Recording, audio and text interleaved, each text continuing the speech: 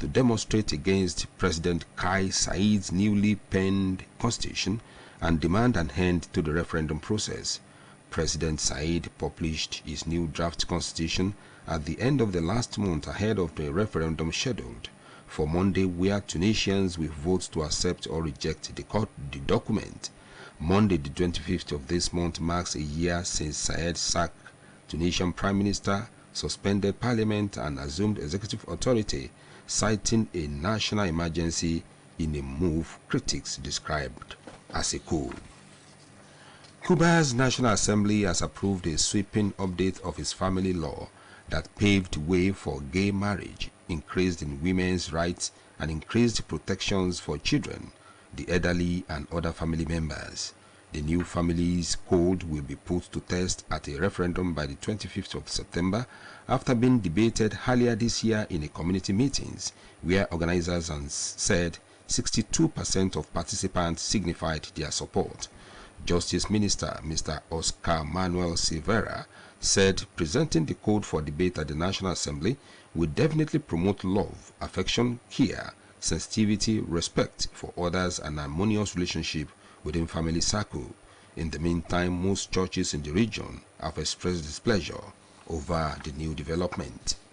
This is the World at Noon, coming to you from Osun State Broadcasting Corporation, Ile-Awiye, Okebale, Osogbo, Voice of the West. Now a mid-news message. The Nigerian project can only be nurtured to success in an atmosphere free of rancor and acrimony. Endeavor to promote peace in all ramifications. Thailand's Prime Minister, Mr. Prayut Chan-o-cha, has won enough support from lawmakers to survive a no-confidence vote in Parliament, passing its last major test ahead of general election due within the next 11 months. Today's vote count indicates that the former army chief, who came to power initially in a 2014 coup, had secured the required votes needed to succeed, guaranteeing his place as a premier until his term ends in March next year. No targeted cabinet members have ever been ousted by the no-confidence voting in Thailand's parliament history. The 68-year-old Mr. Prayut came to power during a 2014 coup and was later elected in 2019 general elections. Brussels Court of Appeal has suspended transfer of Iranian diplomat. The court ordered a fine of 500,000 euros if it was violated.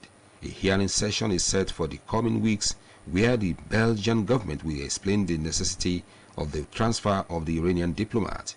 It is while the members of Belgian parliament have ratified the prisoner swap treaty with Iran 2 days ago with 79 votes in favor, 41 against, and 11 in abstentions. Malam Assadi, a diplomat at Iran's embassy in Austria, was arrested by the Belgian government while he was on vacation near a German state about 4 years ago. He has been in jail in Belgium for 2 years. Secretary of High Council for Human Rights, Kazim Shari Babadi, has announced that Assadi's arrest in Germany while he had been kept in jail in his improper condition for over 100 days was against the 1963 Vienna Convention law on consular relations. Also, the spokesman for the Iranian Foreign Ministry, Nassel Kanani, has described Assadi's arrest as a completely illegal procedure and called for his immediate release. A federal judge, Paul Magnuson, has sentenced former Minneapolis police officer Thomas Lane to 2.5 years imprisonment for violating George Floyd's civil rights.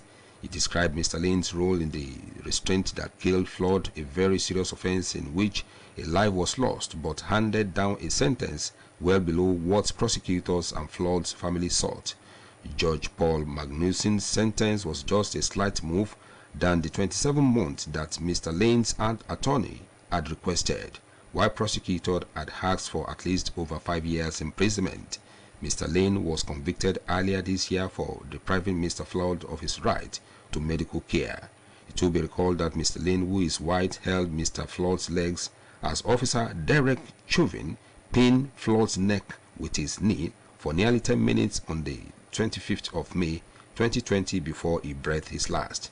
A video clip of Floyd, a black, pleading that he could not breathe properly, sparked protests in Minneapolis and around the world in reckoning over racial injustice over policing. Information has it that the two other officers, Alexander Kweng and To Tao, were also convicted of violating Floyd's civil rights for depriving Floyd of his right to medical care and for failing to intervene to stop shootings while pinning Floyd down, which authorities say will attract severe punishment later.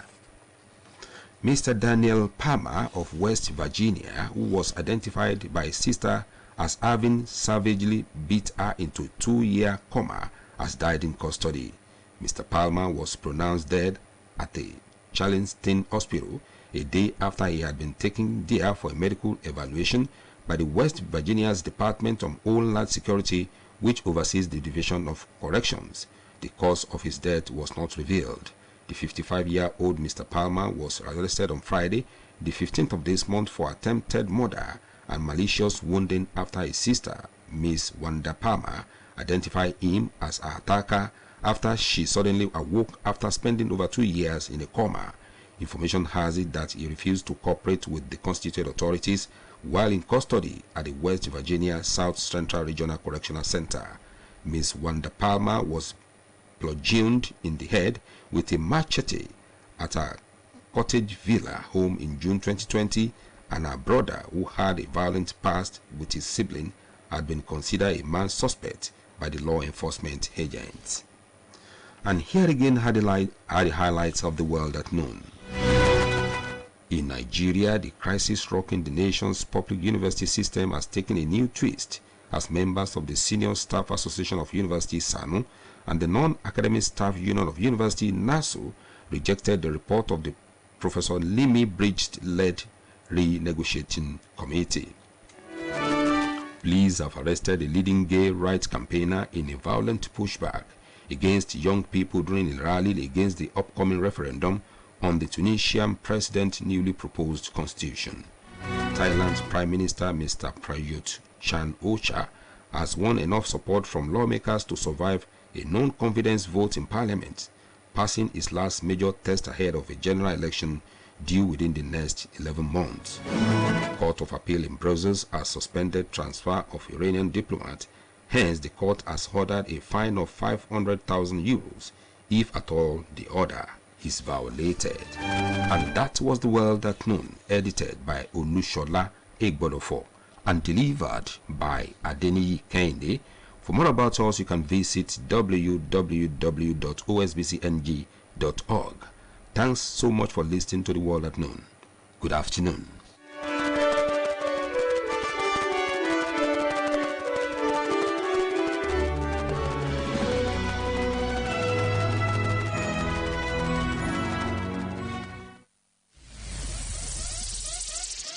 It's entertaining, it's educating, really informative, qualitative news as it breaks.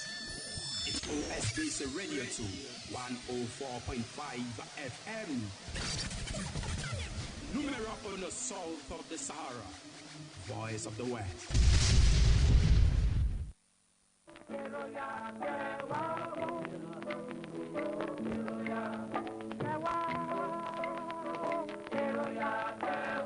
èròyà akọ̀tún ètò ìròyìn yóò tún máa gorí àtẹ ní kété tí aago 6 bá ti gbẹnu léra lówùúrọ̀ ọjọ́ ìsinmi, nígbà tí àwọn atọ́kùn yóò máa ṣíde ètò pẹ̀lú ẹ̀fẹ̀ àti àwàdà tó ṣe mú ṣọgbọ́n. Ní abala àlejò wa, Alhaji Dr. Mustapha Adeleke Ọláwuyì, ààrẹ àjọ àwọn mùsùlùmí ní ìpínlẹ̀ Ọ̀ṣun, bọ̀ wá sọ̀rọ̀ nípa ìjírà 1444. Àwọn abala bíi èdè àyàn, eléré wa ayé ọ̀dọ́, ọ̀rọ̀ pọ̀, eré ìdárayá náà kò ní tẹ́tì lórí ètò. Ẹ lè kọ̀wé ṣe ìbéèrè ránṣẹ́ sí olóòtú ètò ìròyìn nílé àwíyé ó pẹ́ tán alẹ́ sátidé, tàbí kẹ́ ẹ pè sórí aago nígbà tí ètò bá ń lọ lọ́wọ́. èròyà ọba àwọn ètò ẹ tẹ́tí lẹ́kọ̀ọ́. ọmọlábí adùn ọba lọ́lítọ̀ bí o.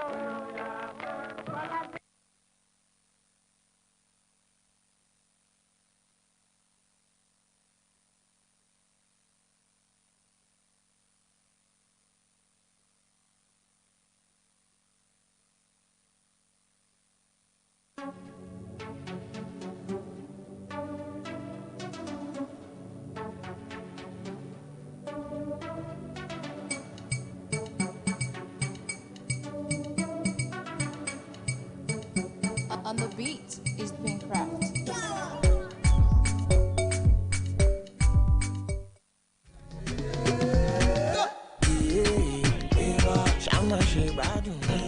Weekend Splash, Weekend Splash, Weekend Splash.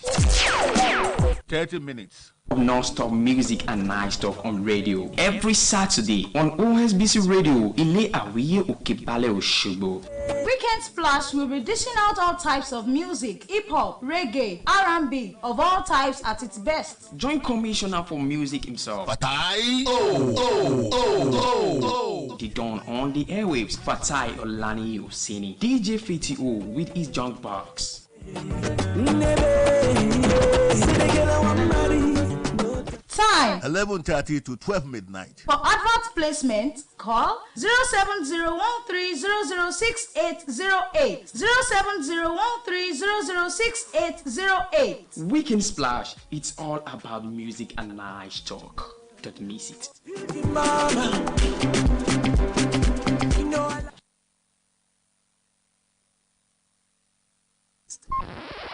OSBC Radio 104.5 FM, Voice of the West. Touch the dial.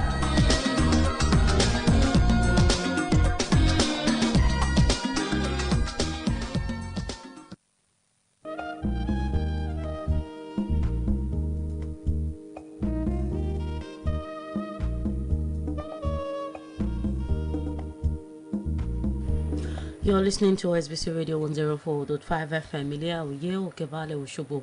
Welcome to our commercial break. Akin ẹ káàbọ̀ sí ẹ̀ka ìkéde àti ìpolówó ọjà wa. Ẹ kú oríire o, ẹ kú oríire o. Èmi arákùnrin Ọlálékan Ọ̀ṣúndínà tí agboolé Balógun Òkèlá Ọ̀ràngún Ìfẹ́dayọ̀ local government ń fi àsìkò yìí kí gómìnà wa tuntun tí a ṣẹ̀ṣẹ̀ dìbò yàn ní ìpínlẹ̀ Ọ̀ṣun, Sẹ́nitọ̀ Adémọ́lá Nurudeen Jackson Adeleke, kóríire jíjáwé olúborí níbi ètò ìdìbò gómìnà tó wáyé lọ́jọ́ sátidé ọjọ́ 15 oṣù yìí. Àwa gbàládùúrà wípé Ọlọ́run tó gbé yín síbẹ̀ yóò kọ́ yín mọ̀ ṣe, ẹ ò ní ṣìṣe, bẹ́ẹ̀ ni ẹ ò sì ní ṣubú ara àti tẹ̀mí. Iwájú lọ̀pọ̀ ibi tí yín yóò máa rí sí. Ọgbọ́n ìmọ̀ àti òye tí ẹ nílò láti tukọ̀ ìpínlẹ̀ Ọ̀ṣun débùté ayọ̀ Ọlọ́run yóò fi fún yín lẹ́ẹ̀kan sí. Ẹ kú oríire. Olùkéde arákùnrin Ọlálékan Ọ̀ṣúndínà.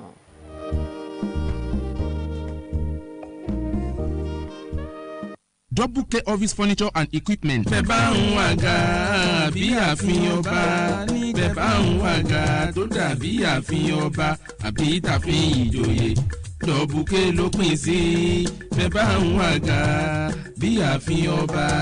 Kí ló dé tẹ́ fẹ́ máa fowó ewé dúkó ilá? Ẹ àti fẹ́ máa fowó ọ̀wọ́n tún ra gbàrúgùdù ọjà lọ́wọ́n gógó nígbà tó dúró ń bẹ lẹ́dínwó nílé iṣẹ́ Double K office furniture and equipment. Ilé iṣẹ́ tó ń ta ohun èlò ìjókòó ilé lóríṣiríṣi bíi àga, tábìlì, ilẹ̀kùn, office furniture, school furniture, kitchen cabinet, fireproof safe, photocopy and printing machines àti bẹ́ẹ̀ bẹ́ẹ̀ lọ. Kílẹ̀ wọ́n rè kúrẹ́ Ìbàdàn kódà rè ìlú ọba nítorí àwọn furniture wọ̀nyí sí nígbà tí gbogbo rẹ̀ wà lẹ́dínwó ní Double K office furniture and equipment. Ohun àwọn àrèpara ló ti ń bẹ ní para, ohun à ń torí rẹ̀ rè sàn ló ti sàn dọ́dọ̀ wa yìí. Ìtọ́wò là máa dùn ọbẹ̀ dán wò lónìí kó rí pé àánú tó kọjá ìnira ni. Iléeṣẹ́ Double K wà ní òdìkejì PIO office àgbègbè testing ground lóṣogbo. Ẹ lè pè sórí àwọn ẹ̀rọ ìbánisọ̀rọ̀ wọ̀nyí 0803-464-8385 tàbí 0815-752-4814. Double K office furniture and equipment láwùjọ ìgò ṣáàgó lọ̀gá. Ọ̀kan ṣoṣo àjànàkú tí mi gbó kìjikìji 104.5.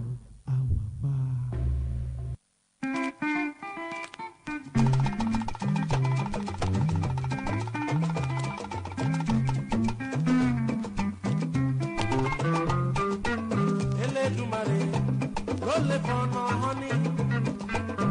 Àyà bàbá mímọ́ ló lè fọ̀nà wá o. Àyà bàbá mímọ́ ló lè fọ̀nà wá o. Láyé.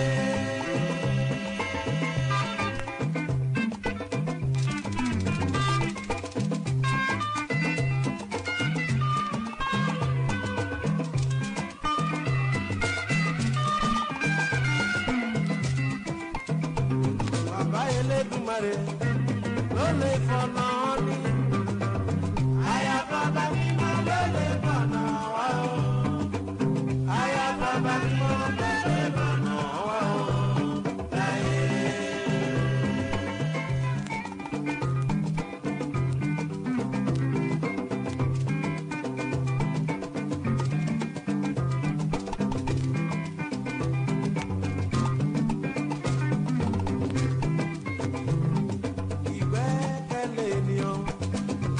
ló jẹ́. Aya bàbá mi máa lélẹ̀ fọ̀nà wá o. Aya bàbá mi máa lélẹ̀ fọ̀nà wá o. Láyé.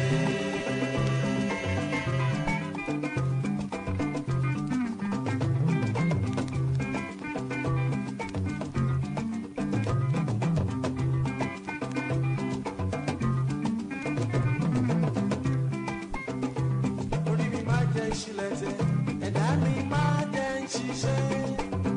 Aya bàbá mi máa lélẹ̀ fọ̀nà wá o. Aya bàbá mi máa lélẹ̀ fọ̀nà wá o.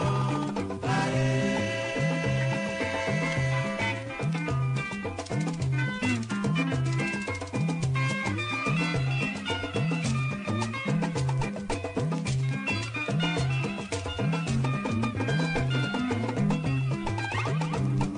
Prince Patrick, Jídé Adéníyì, Managing Director mi dáadáa. Má gbàbùjá dábùjá máa sẹ́kọ̀nà wẹ̀dún àbọ̀n máa ṣe wàràdé wàràjà ó ń mọ́tò mọ́kànjú tùlú ọ̀ràn igba rẹ̀ ò tó sè lọ́bẹ̀ ẹ̀mí kan ṣoṣo gírò lọ́mọ ẹ̀dá ní. Èròyà kẹwàá ó. Èròyà.